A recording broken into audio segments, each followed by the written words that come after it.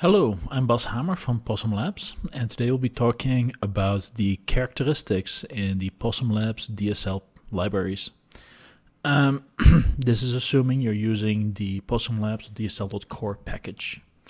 So let's hop over to Visual Studio and let's take a look at the tutorial. So what we're going to be doing here is a little bit different than what we've done before. Before we've talked about creating new data and talking about templates. But there are certain things that are not really data. So for instance, let's imagine a user. A user can be logged in. That is something that's part of our vocabulary, a logged in user. But that's not really a flag, right? It's not really a Boolean value is logged in or is not logged in. It means that there's a session. There has to be stuff that exists on the web server. There's a lot of things that have to be true for a user to be properly logged in. So for these things that are not data, what we really are going to leverage here is characteristics. Characteristics is talking about state. Now, the reason we don't call it state is because people assume state is a singleton. You can only be in one state, whereas with characteristics, you can have multiple characteristics at once. For instance, you can have an order that is paid, and you can have an order that is shipped, and you can have an order that is shipped and paid. And both those parts can work independently. So that's why characteristics, it has the name it does, and that's kind of the idea behind it. So what we're talking about here, is that we are going to change this scenario of given the user 1 and the user 1 is logged out. We're going to change that to the following setup. Given the user that is logged out for user 1, right? So we're effectively implicitly determining or telling the framework, hey, we want a logged out user. And what you've done is you've changed something from being very declarative, right? Where you say like, hey, I want you to do it this way, to more of an IOC approach, right? You're actually telling the system what you expect the initial state to be without actually building a dependency upon how to achieve that initial state.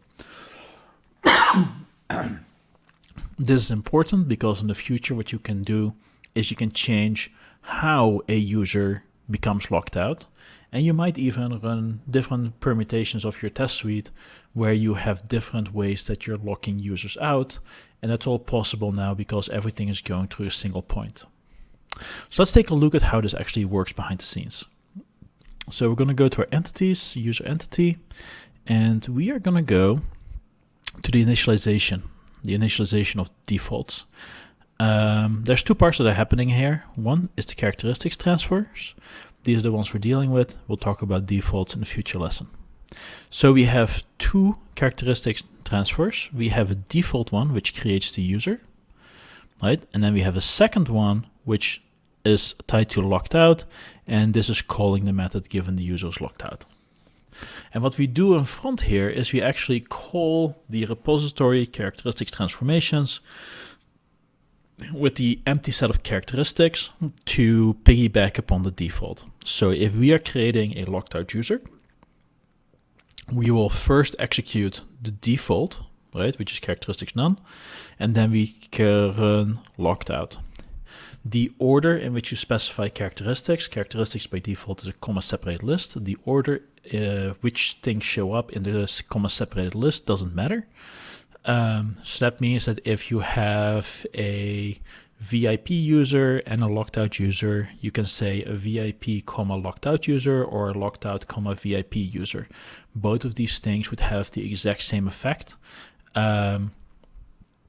And what it would expect is that there's an entry in this particular list that says, hey, I'm dealing with a logged out VIP user.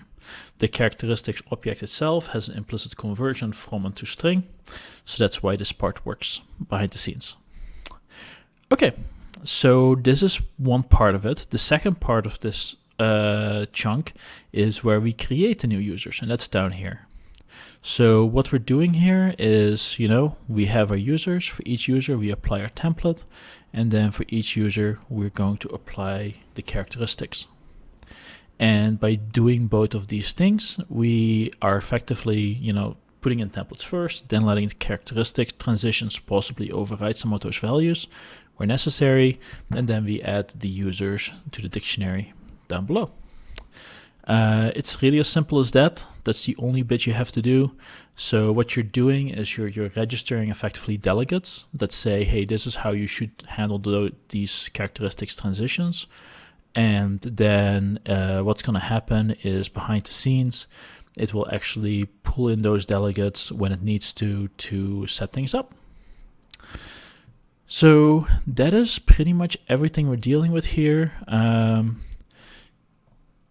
Yeah, and then what we do with the, logging in and logged out and create, we're not really doing much with these particular methods right now. It's just to show how the different bits and pieces are wired together. So that wraps up this particular tutorial. Next, what we'll be talking about is the defaults part. And this is what's going to allow us to simplify our test even more. And that will wrap up most of the individual components that we're dealing with when it comes to data in the PossumLabs.DSL framework. Thank you very much for your time, and leave comments below on whether or not you find these tutorials useful and what you'd like to see improve.